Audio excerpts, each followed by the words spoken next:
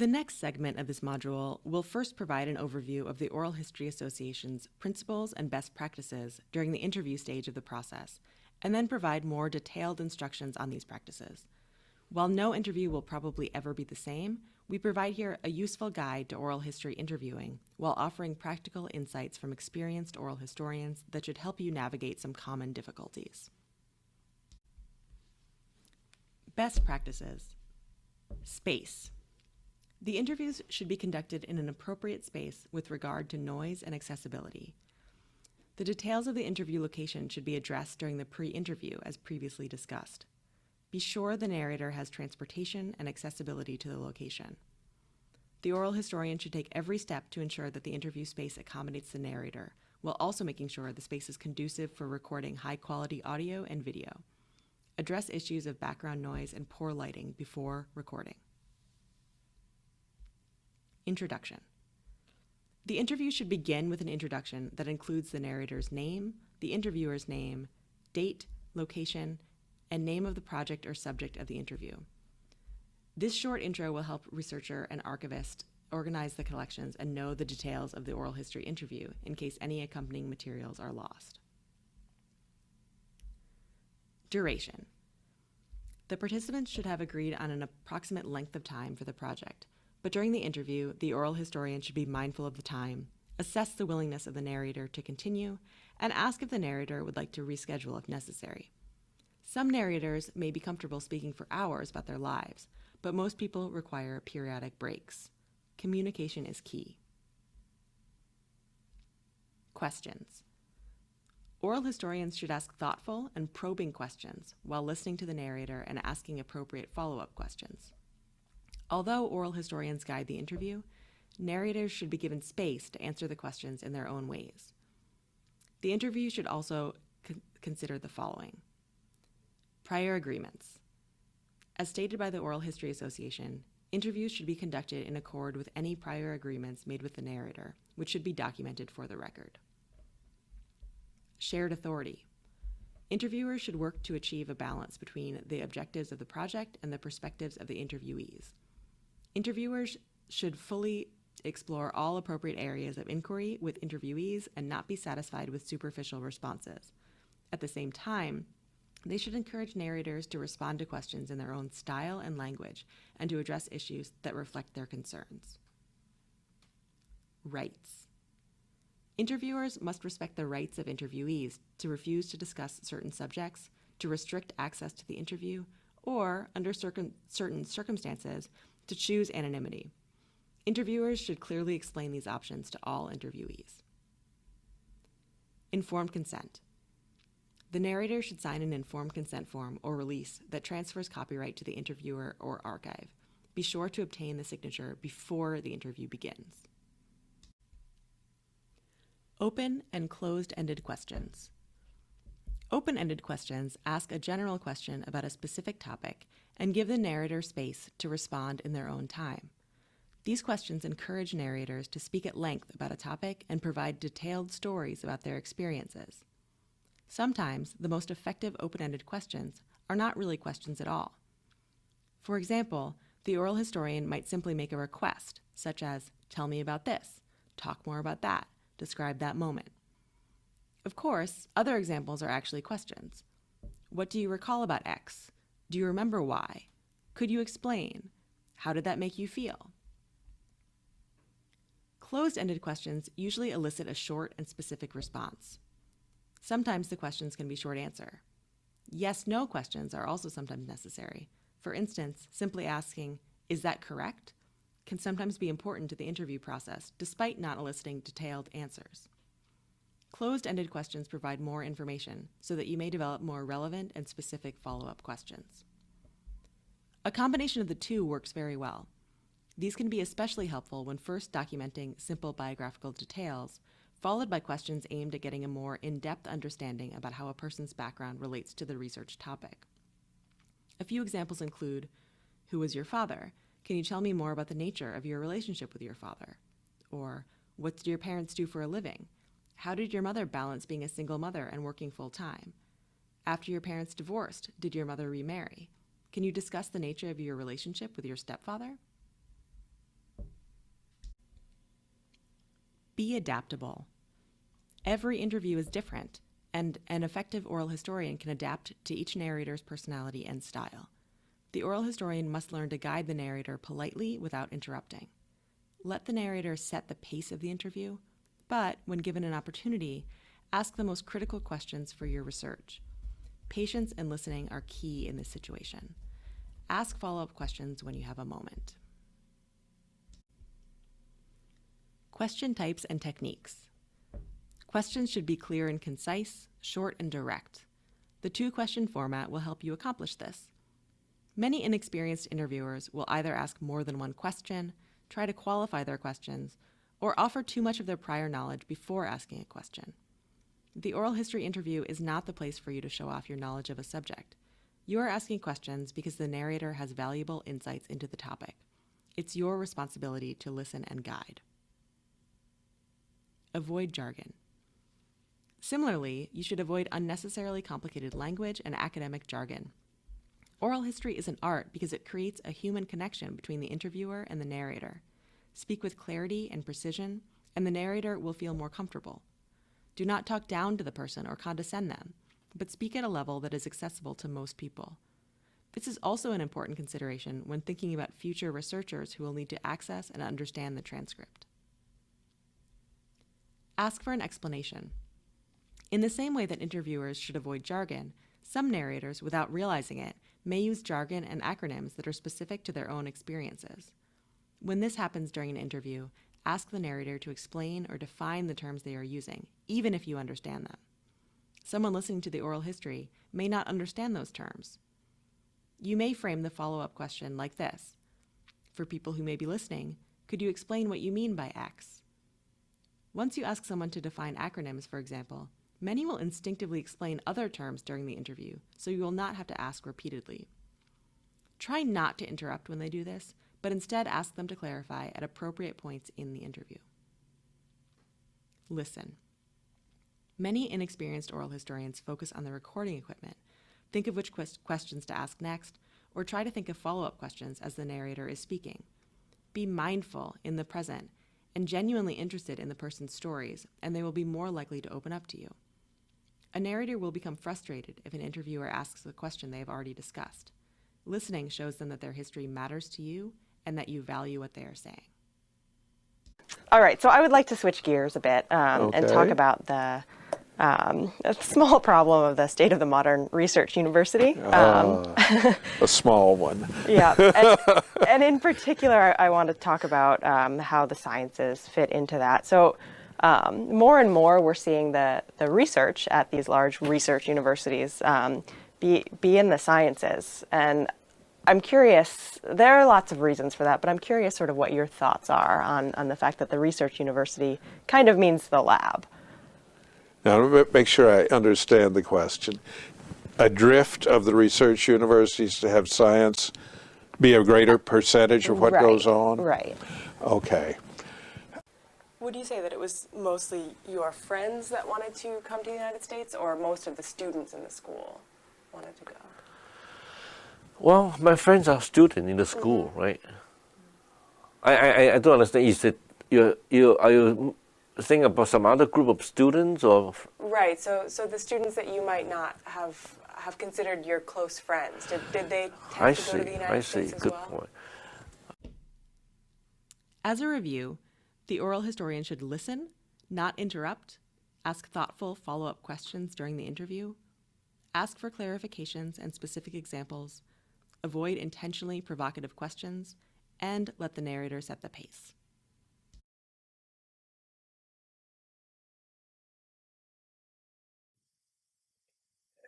Have you picked up on some practical tips that you've learned over the years doing oral histories that a student might want to know? Yeah, I would say that when I have gone back and listened to the interviews that I've recorded over the years, even as I'm transcribing them or just trying to figure out what use I want to make of them, the one criticism I repeatedly find myself making, and wincing, as I listen to these interviews is is the tendency to interrupt too much with new questions. And so even after doing hundreds of them, it's hard. I mean, because you want to express curiosity, and you are curious, and somebody says something, and you get interested in, you think of a follow-up question, and you want to get it in there, or you worry that some little detail might get lost, and if you don't ask for a clarifying time and place or something. But I would generally tell myself, next time, just let the person talk, and you can be patient, and if you want to get back to it, there'll be time later. And I understand there's some pressure on some interviews. You realize the chances of getting a second interview or traveling back to this place are maybe not so feasible. So you want to make sure you get in as much as possible in the hour and a half or whatever you've got. But still, people will, in my experience, people generally will get to the things that are really important. And sometimes it helps to be a little provocative and a little prodding, but maybe not as much as you think is necessary. After all, this is not here's one distinction you might make between a certain kind of journalism and oral history is, if you were an investigative journalist and you wanted to follow a story of corporate malfeasance, you would want to get on camera or on tape, an interview with a CEO in which you're asking very difficult questions and you're pressing them and kind of like, 60 Minutes. Mike Wallace used to be kind of infamous for being, annoyingly, aggressive. But that's oral history. I don't think works best in that form, unless you're really, part of your project does involve interviewing really, high-ranking people, and I think it's fair to be a little more pressing with those people. I mean, they're used to it, and they're in positions where that sort of comes with the turf. But when you're interviewing, sort of regular folks, you don't need to really, and you shouldn't really press them hard. It's really more about listening. That's what I'd say. So that one piece of advice. Another piece of advice is, don't have a long list of questions in your lap. I wouldn't be hard and fast. I mean, you can have a piece of paper around, but I would really try to just have a conversation.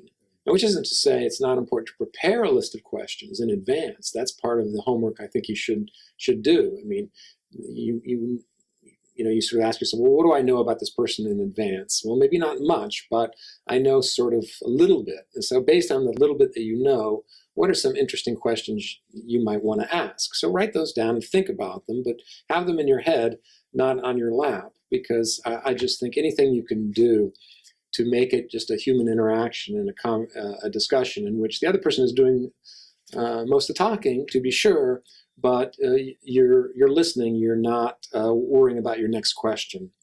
So be curious and let what the person is saying steer the conversation to the next question, because I think it's a mistake to really radically change topics again and again and again. Now sometimes you have to do that, and you can even preface it by saying, well, this is a big change of topic here, but I really want to ask you about this.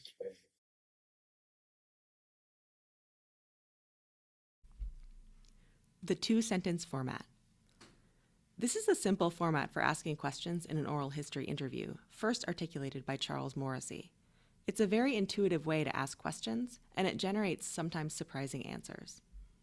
The first part of the two-sentence format acknowledges a previously known idea, the who, where, or what.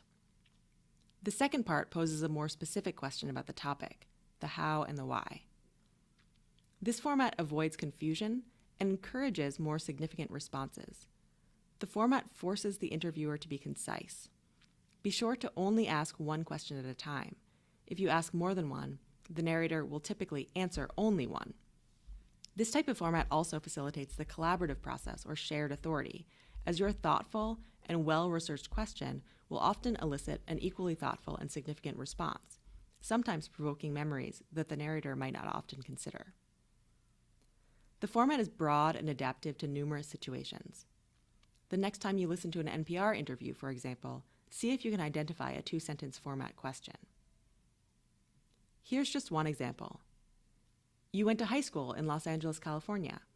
Why did you decide to attend a university in New England? What questions can you think of that will fit your planned interview?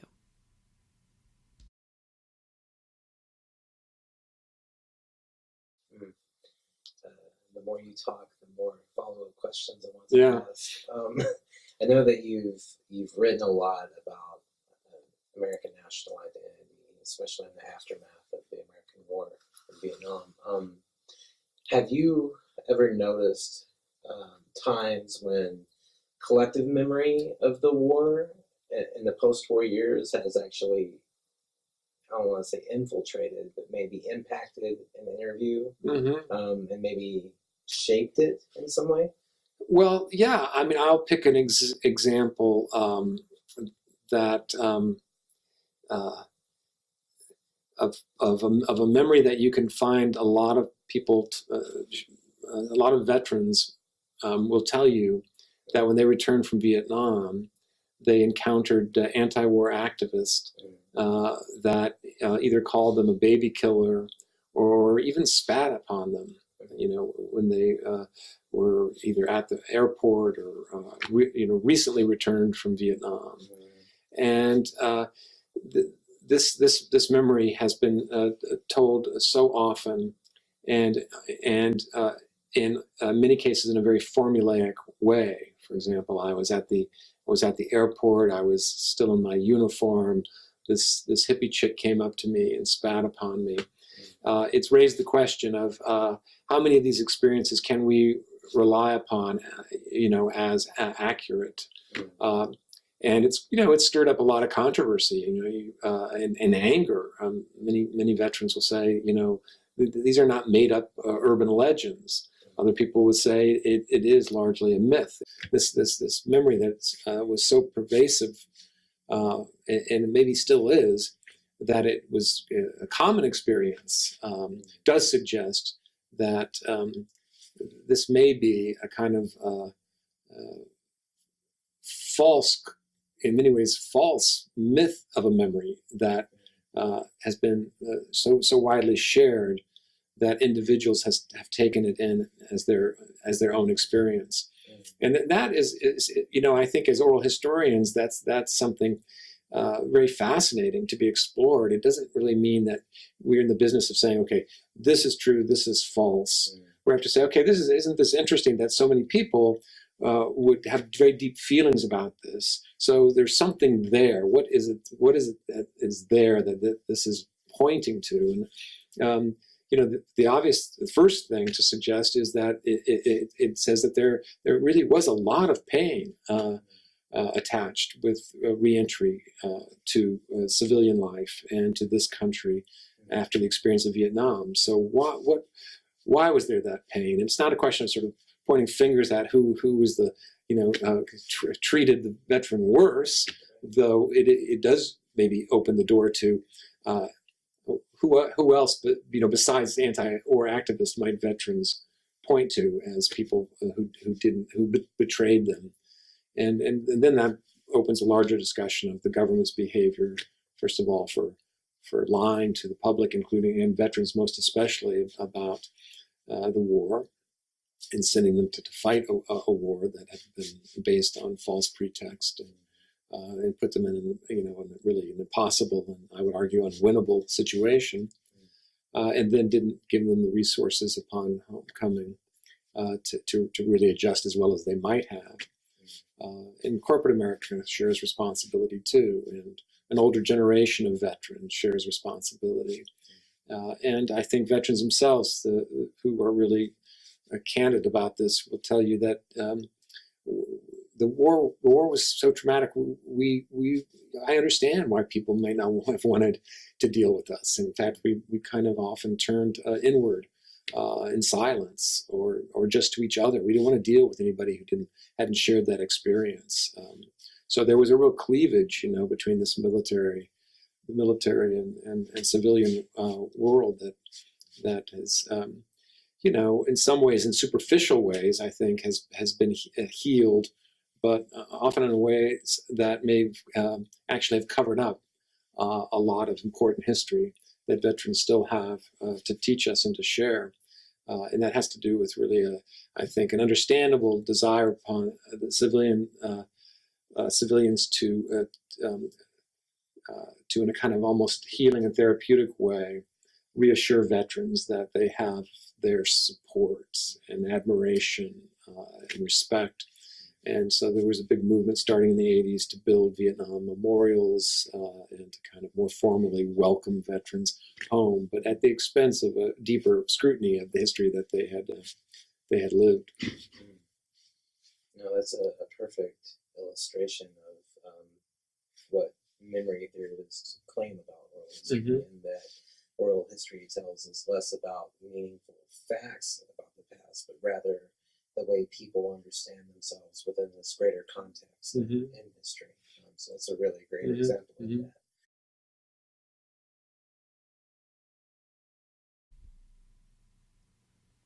Silence during an interview can be awkward and uncomfortable to most people.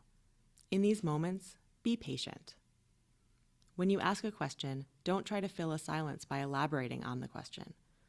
Don't try to rephrase the question or ask a different one. If the narrator does not respond immediately, that usually means they are thinking. By filling the silence, you might actually be leading the narrator to answer a question in a particular way. It is important to give them time to articulate their response. Give the narrator time and space to consider the question, organize their thoughts, and respond to the question in their own time. If, after some moments, they decide they don't have an answer, ask a different question. Once you ask a question, there is no need to keep talking just to avoid an awkward silence. Funnel interview questions. Funnel interviewing describes a sequence of questions on the same topic that starts with generalities and probes for more specific details as the interview progresses. Some funnels begin in the broadest terms, asking open-ended questions. As the narrator provides more specific answers, the interviewer asks closed-ended questions until all the details have been exhausted, ending with a yes or no response. Some oral history interviews work as a series of funnel sequences. Life history interview. Many oral historians attempt to capture a narrator's life history. These projects usually focus on one individual and require multiple interviews to cover someone's entire life in depth. These interviews are usually organized chronologically, although some segments may be more thematic, covering topics such as education, career, family life, etc. The advantage of multiple interviews is that oral historians have numerous opportunities to ask follow-up questions from previous interviews. The disadvantage is that life history projects require time, labor, money, and resources. Although working-class people sometimes are the subject of life history interviews, more often, these oral history projects involve highly influential people, such as policymakers, presidents, entrepreneurs, military officers, celebrities, artists, scientists, and activists. Research-focused interview.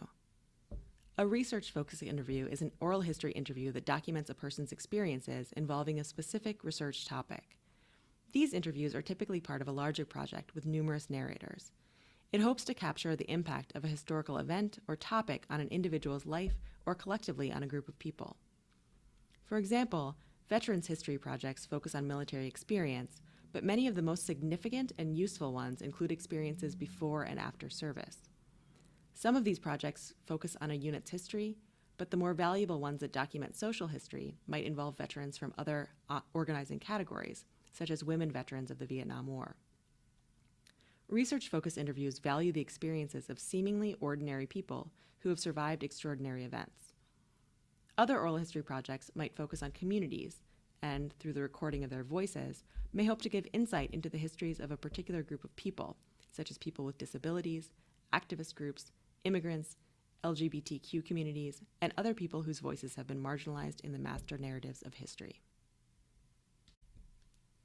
Combining life history and research-focused techniques. Most oral history interviews try to offer an overview of a narrator's life, while primarily focusing on certain aspects.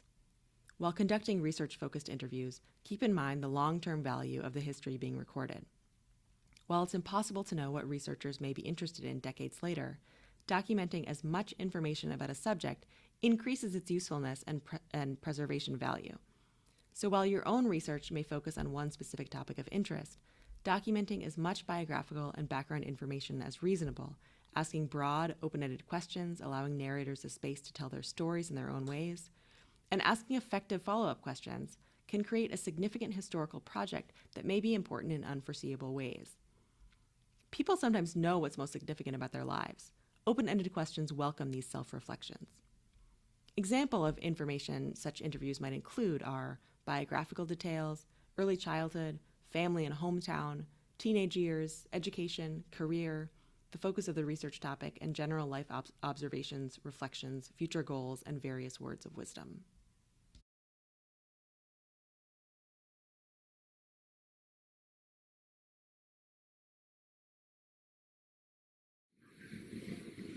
Is there anything throughout this interview that you wanted to talk about that I haven't asked or that you wanted to go back to? Let's see.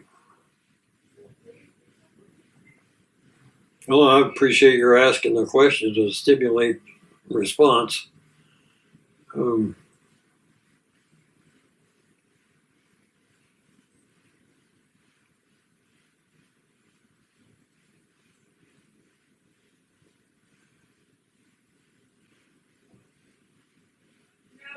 There's the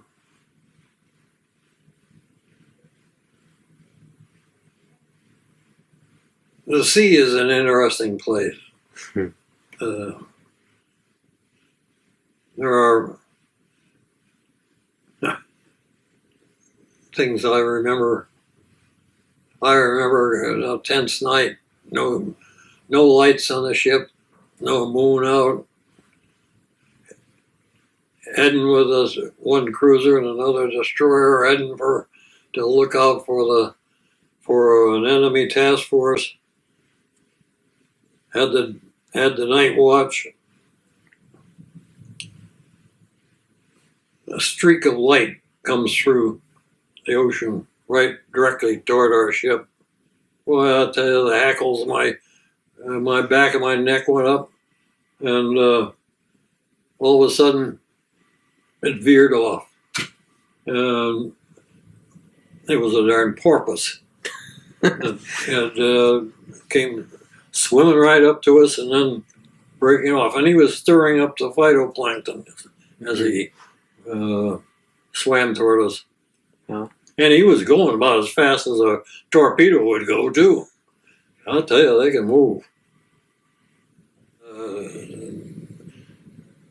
I often think of myself as an observer of the war, because I remember things that don't have anything to do with war.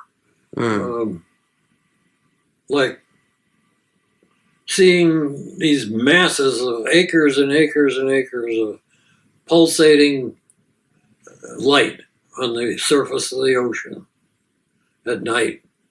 You get the phytoplankton just pulsing.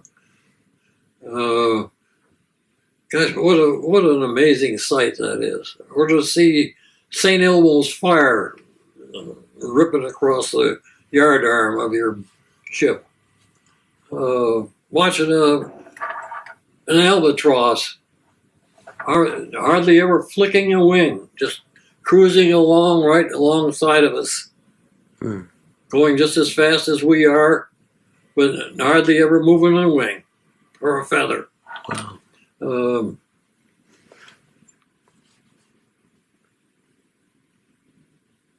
There was, gosh, when we first got radar, we were out doing some exercises, and we picked up a blip on the radar, and it kept disappearing.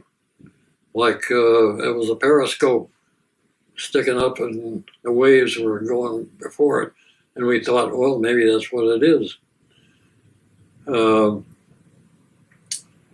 Captain decided to go to general quarters just to be sure. We kept our binoculars fixed on the spot where they said it was. And finally, we spotted it. It was a coconut.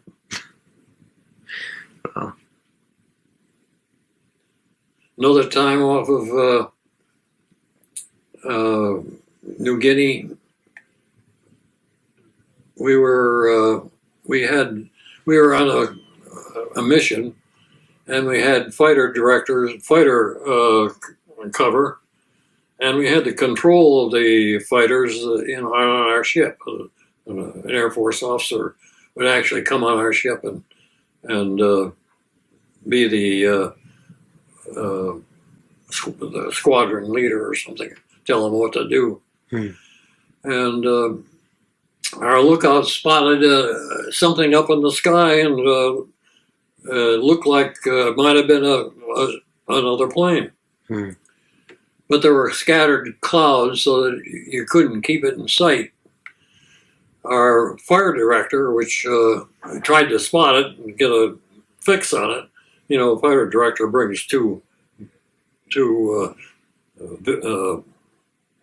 pictures together and brings them together. That tells you what the distance is. Well, he couldn't bring them together, and because the clouds kept going through it. We kept, and the fighter director in our ship kept sending the planes higher and higher and higher. They couldn't find it either. Finally, somebody figured out that was the planet Venus.